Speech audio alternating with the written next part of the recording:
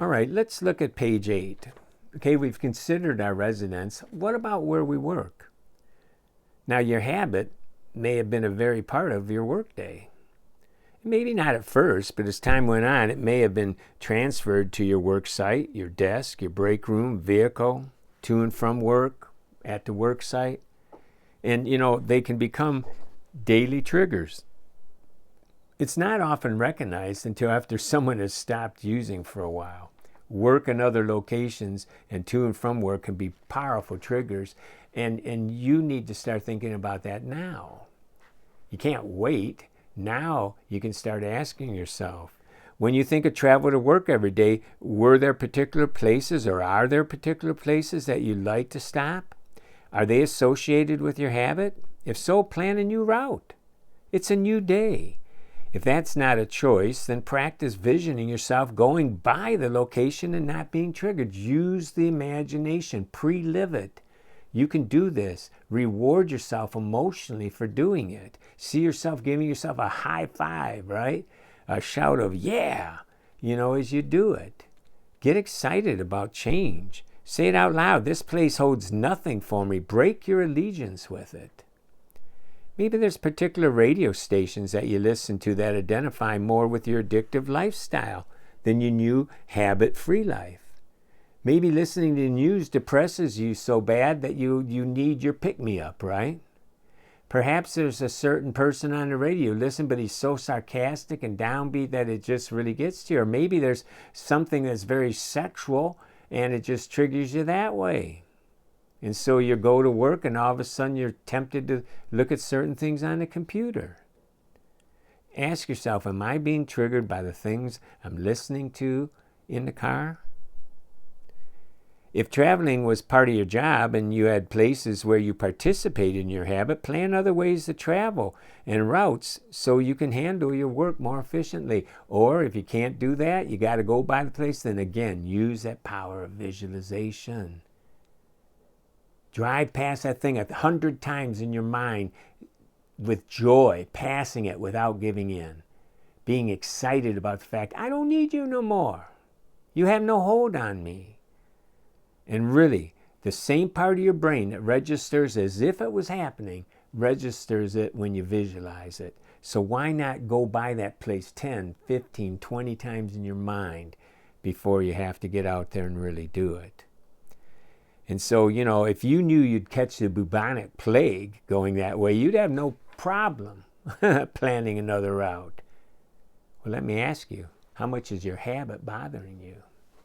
Are you treating it like the bubonic plague?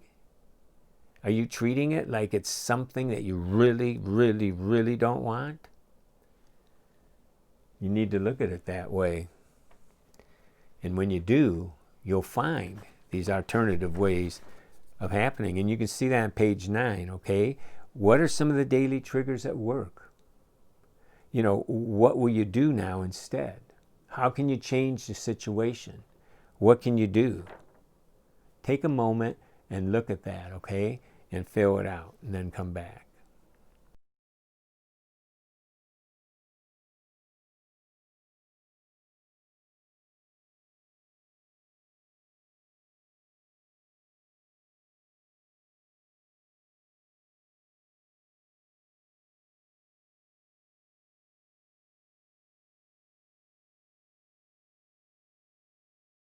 Well, let's talk about after work, because for some of us, that's a bigger trigger than work itself. People are gone.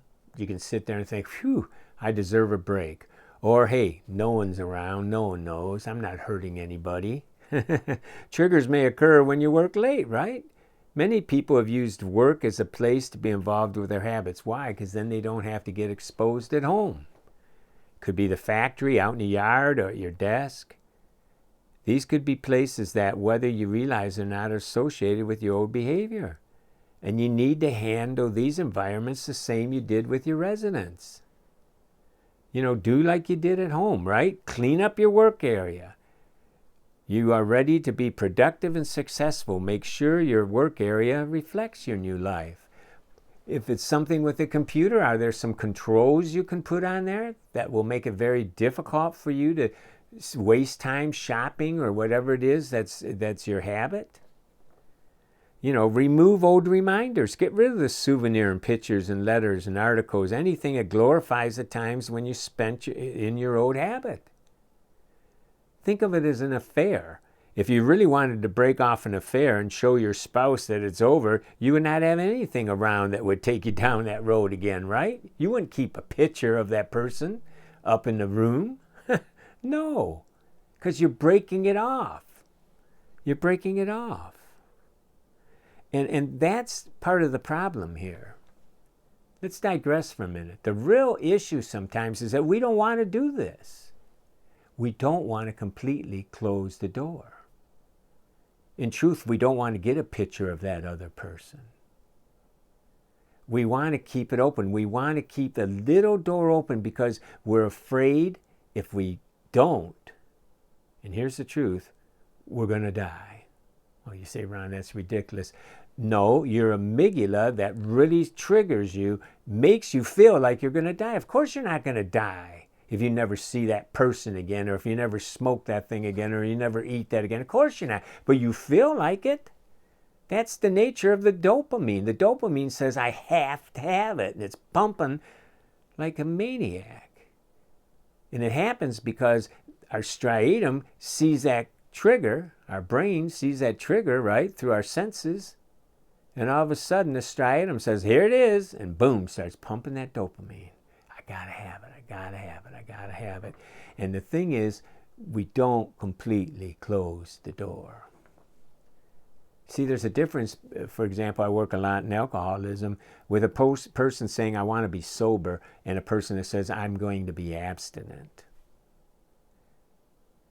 A person that says, I'm going to be sober is really saying, I'm not going to drink until the next time I drink. Or I can drink a little bit. I'm just going to not get drunk. Or I'm just going to have one. And how's that working, right? Where a person that says, I'm going to be abstinent says, I'm not going to take it. Now, do they slip? Sure, it happens. But they get up and they recommit themselves. Doggone, I wasn't going to do that. I don't want to do this. I'm going to be abstinent instead of, well, next time I'll be sober. You see, it's an attitude. It's a mindset. And until we get that more or less abstinent attitude, and we're willing to close all the doors and realize we're not going to die if we don't do this anymore. That there's a lot I'm going to gain if I stop this. That's when things will really start changing.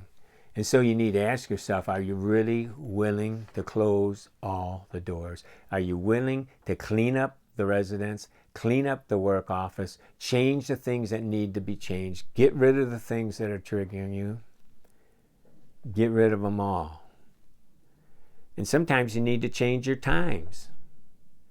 On page 10, we talk about changing your lunch and, your lunch times or your breaks. If you're engaged in your habit during lunch or on breaks, you need to disassociate yourself with some of those things. Maybe it's the people going down at break time and they're eating all the sugary pastries and you're trying to quit. Well, you got to change something, right? Either you change the time when you take a break and don't go with them, or you let them know that, hey, you're changing what you're eating and you bring your own, or you buy something else and you ask them to cooperate with you. Or you change, not associating with them. Something has to change. And, if your job dictates company trips and routinely includes an aspect of your habits, visualize you're saying no thank you. If you're going to stop drinking, you're hanging with all the work buddies that like to go drink, then you've got to start visualizing saying no and feeling good about it. And you've got to tell those people, no thanks, man, I'm just going to drink a Coca-Cola. Or guess what? You don't go to that part.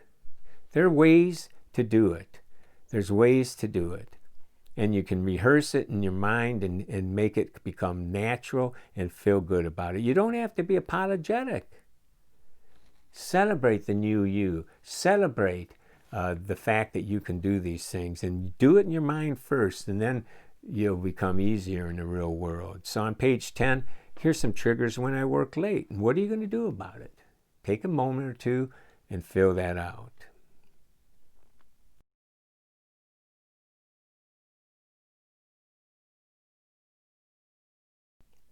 The final one here on page 10 is on the way home from work.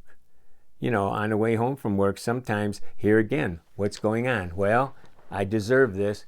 Whew, work's done. Here again, that goes along with a course that we have, and you can pick it up if you want. It's free. It's called Downtime Temptations. Sometimes that downtime really gets to us. And all of a sudden we feel like, hey, I deserve this. Or it just won. It won't hurt. Or, hey, I can do it now because I've been done so well all day. This once. and what happens here is a lot of times that happens on the way home. The day's over, our resistance is down, our mind has been thinking about this all day, and now we have a full-blown craving, right? And so the question is, where do you go on the way there? Where are you doing? Where's that trigger at? Then you need to do the same thing, right? Find another way home, or think of good alternatives to celebrate instead of that way. Visualize yourself going by and saying, hey, I don't need this.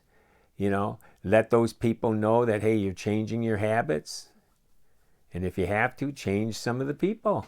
But this is serious stuff, and you can do it. You can do it. And so take a moment now and ask yourself, what are the triggers on my way home? And what am I going to do about it? And take a moment to fill that out.